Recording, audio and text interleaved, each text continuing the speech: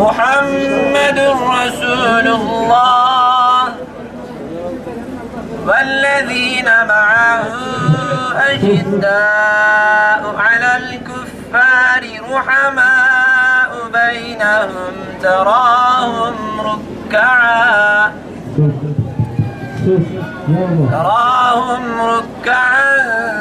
سجدا يبتغون فضلا من الله ورضوانا. Müslümanlar ve kutsalları hakarete uğradığında Birleşmiş Milletler'in ve insan hakları örgütlerinin her zaman sessiz kalmaları, ağır davranmaları küfrün tek millet oluşundandır.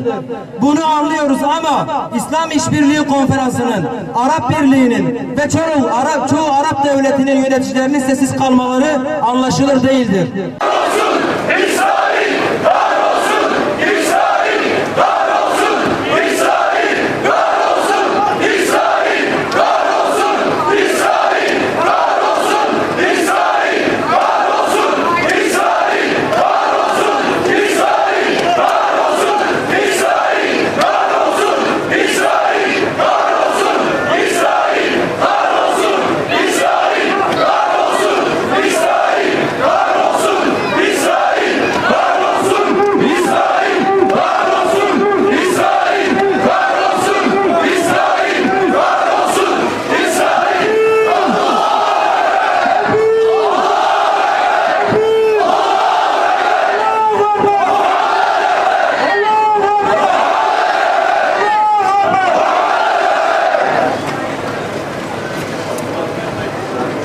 الشيطان الرجيم بسم الله الرحمن الرحيم